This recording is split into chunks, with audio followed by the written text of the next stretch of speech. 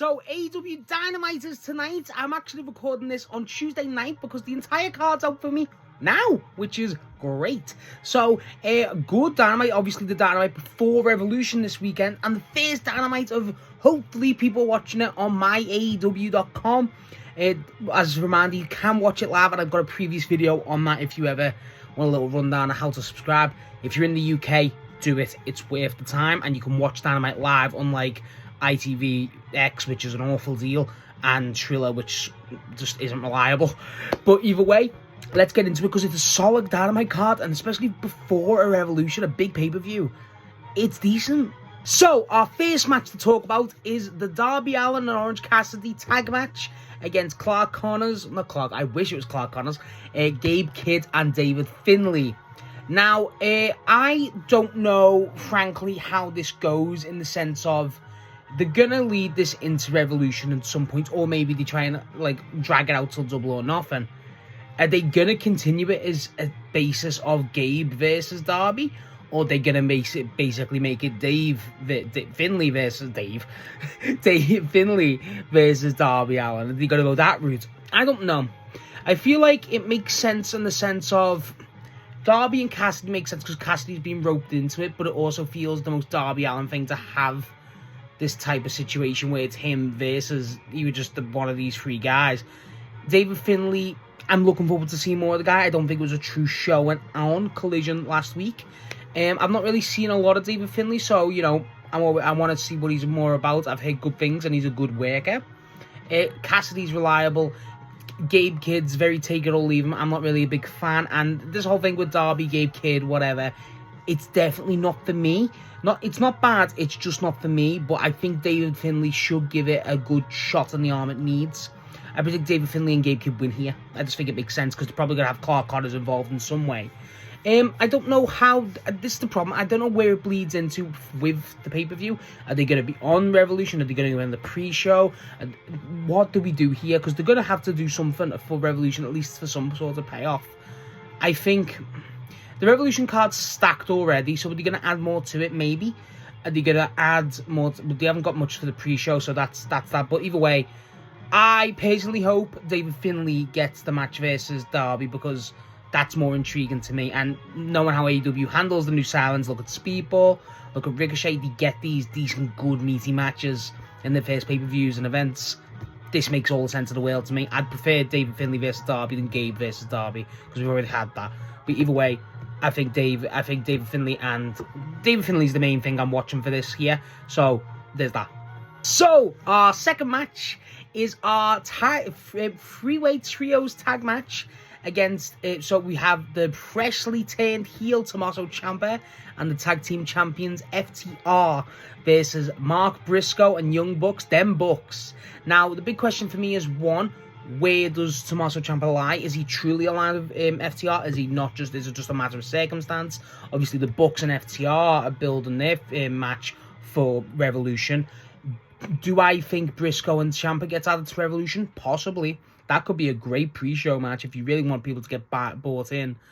But for me, I think it doesn't. I think they try and elongate that one out because Ciampa's heel turn's so fresh. I think they're going to give... See, this is the problem. So, because it's two different stories going on with the Bucks and Briscoe's story, obviously Briscoe with Ciampa, Bucks with FTR, I think FTR win on Revolution. So, normally we go home, I think the Bucks would win here. But then I also feel like Ciampa's the fresh heel. I think if they're going to do anything, it's going to be Ciampa pins Briscoe. I feel like that makes the most sense here. I don't know where this leads for Ciampa. I think that's the most interesting thought going into this match. I do. I feel like Ciampa's heel turn's definitely fresh. It's definitely cool. Everything's there. Let's just kind of see where it goes. Briscoe's obviously the target. I'm not against it being on Revolution. I'm not. And frankly, I'm excited. I don't know if the Bucks and Briscoe have had a history teaming with each other, like just Mark and obviously the Bucks. Then Bucks seems like a established thing, but if it's not, that name's perfect. FTR versus the Bucks going to be fun. Ciampa being involved in there. I'm excited to see Ciampa versus Nick Jackson hot tag version. That's going to be the fucking sickest shit. But either way, this match looks fun. I really look forward to it. I think Ciampa's going to pin Briscoe and they're going to lead that into something. But the promo, I assume, or moments we're going to get from Ciampa here, I think Ciampa's going to steal the show. I think people are going to realise, shit, this guy's good yet again. So next is our other tag match of the night. I could smell this shit off a mile away from Collision. We have Jon Moxley and Claudio Castagnoli of the Death Riders versus Hechicero and Konosuke Takeshita.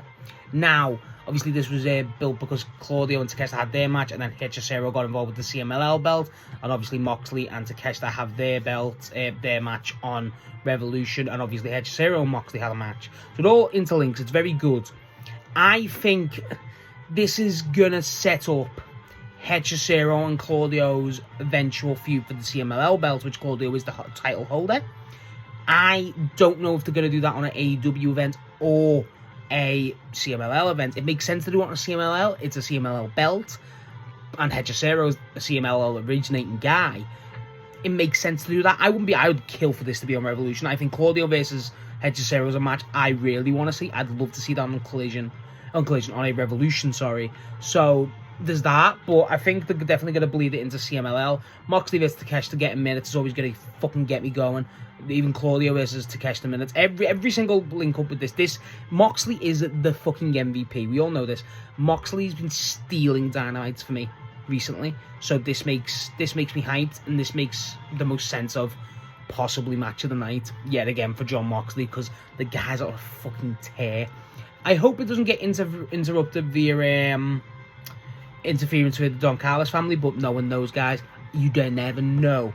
But if it does, I think Moxley getting the win, or Claudio, whatever. I feel like the Death Riders win. I think that makes sense. But if we do get the Death Riders and the Don Callis family getting a bit of a brawl, which is likely, I think this could be an event if that's the case. I'm just saying, give me Pac versus El Clon, and I'm happy. I don't know why I'm so obsessed with this match, because it'll fucking be incredible. I need that shit more than you believe. So after this, we have our women's TBS title defense match from the holder Willow Nightingale, finally in a singles match for God knows how long, versus Persephone of CMLL, who recently beat Mercedes for the belt, earning the TBS shot. If you've not seen Persephone, she's brilliant. I've only seen a limited amount of her. She is fucking great. Obviously recently signed to a dual contract from CMLL, along with the best wrestler in the goddamn world, Mascara Dorada. I will say Willow has to win here. What do they tease from this point? I don't know. I wouldn't be against Persephone winning, but I don't think they've got the balls. Persephone, this could be one of Willow's best matches in a while, and I'm not really afraid to say that. Especially with the tag stuff going on. Persephone, again, I've not watched Persephone versus Mercedes, but I've heard it's great, as I expect. I'm looking forward to this, to see more Persephone. I haven't seen her in a while. I think the last time I seen her was, if she hadn't had a match since Forbidden Door last year, it's not been since then, but she's brilliant. No, I seen her on a New Japan, Stardom event, I believe. I think it was the same one with Julia and Sky Blue, Julia Hart and Sky Blue, so maybe, I forget. Point is, she's brilliant. So, if you've not seen Persephone, lock the fuck in. Great wrestler. Willow, we all know how good Willow is. I hope this bleeds into something. I do. I'm a fan of Persephone. I hope to see her more on AEW, especially with the dual contract. So, there's that. The match should go to Willow, but I don't know. I hope honestly, my biggest hope with this match is where is it going to tease the TBS going, because either you got to commit to the tag titles or the TBS title for Willow. So, I mean, I've always said it should be the TBS belt, but here we are. But either way, this match will be great. And our final match of the night is easily one of the most anticipated TV matches, one of the most anticipated rematches of a while. And frankly, if this isn't match of the night, I don't know what will be. Instead, but obviously Moxley, but still, this has to be match of the night, really. We're getting the TNT Championship match between Kyle Fletcher and Speedball Mike Bailey. Now, the hype around this one is, one, because they're two of the best wrestlers in the entire company and the world, especially for Fletcher. And two, their match in the Continental Classic last year. If you've not seen it, people called it the match of the tournament. It wasn't for me, but it was fucking stellar. One of the TV matches of the year last year. Wouldn't be against you saying, what are your matches of the year last year? It was truly incredible. Two guys just clicked. The speed of Kyle, obviously, and obviously Speedball. The high-flying nature of Speedball works perfectly with Speedball. But obviously, the styles work. They really work. They pull out a classic match. I'm not afraid to say it. And frankly, it's real. Honestly, I'm baffled. I'm not more excited. It might be because I'm tired, but Jesus, this match will be incredible. I cannot wait. I don't know if it should main event. I think the Moxley match should main event, but this is if this could be open. It's either way. It's a phenomenal match. It's one of the better matches of the entire year already. Even in March, it just makes sense to do. And people are saying, some people are thinking, because of obviously the trios match, someone could cost Fletcher the belt. I don't think that happens. I think Fletcher does retain pink strap and all, but I think we do get something between Kevin Knight, maybe him and Speedball, because obviously this stuff is Swerve. But either way, this match is, the hype's through the roof. It's incredible. It's going to be brilliant, and frankly, I'm a huge Kyle Fletcher guy. I'm a big fan of Speedball. This just isn't going to fail. It's a certain lock. Again, if you're watching Dynamite live for the first time in the UK via my AEW.com, you're in for a treat, because this match is stellar on paper, and the Continental Classic match is stellar there. So, and more experience, it just makes more sense. This will fuck. So our final segment advertised on the card is MJF and Hangman Adam Page press conference for their match at Revolution. Press conferences in wrestling are dumb. Contract signings are way better. I don't know where this is going to go. Are they going to tease? Obviously, it's going to be Texas Death Revolution, which Hangman's got a great cause in. And obviously, Hangman's put his title shot career on the line against Max. That's why Max has accepted it. I think Max is going to try and weasel his way out of it in terms of for another type of match. There's going to be some shenanigans on foot. I hope Swerve's involved in some way. I feel like there's going to be a bit of a brawl. I don't know. There's going to be some shit going on. And I'd be baffled if Hangman doesn't come up with backup. Maybe Jet Speed, obviously. Even Brodito, for instance. You know, people like that. I feel like that's what makes sense for Hangman here. Max maybe debuting some sort of partnership again with the Don Callis family as previously established. There's a lot of stuff that could go on here. I'm just I don't think the segment's necessary. I'd rather them just do a normal promo. Press conferences just sound stupid. I just don't like that in wrestling. It's like when they done the Cody and fucking Anthony Ogogo weigh-in, which that went well. So either way, I'm looking forward to this. I always like Hangman and MJF. It's one of my favourite rivalries. I think the characters are brilliant. Two of the best wrestlers in the world and the company. It just works. I just don't think it's hyped up as much. I'm already hyped for the match. Texas Death, that's all you had to announce for me. So if they announce Texas Death this week before Revolution, that would be incredible.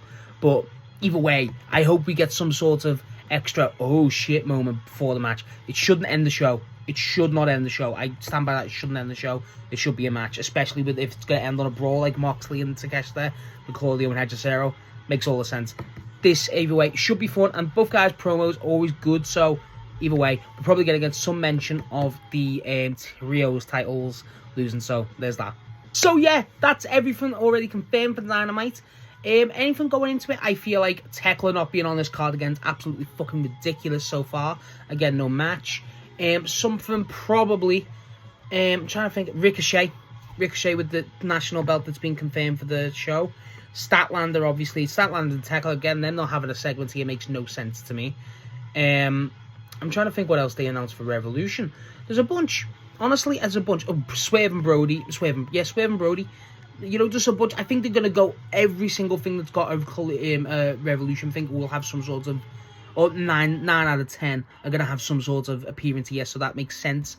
But in terms of I wonder what they're going to build with Briscoe, Ciampa, obviously Claudio and Hechicero. That's going to be built. There's a lot of question marks around this, and that's what it really excites me this week. So either way, we're in for a great collision. If you're watching on myaw.com, you're in for a treat. And if it's your first ever Dynamite, lock the fuck in, because you're starting off with a fucking bang.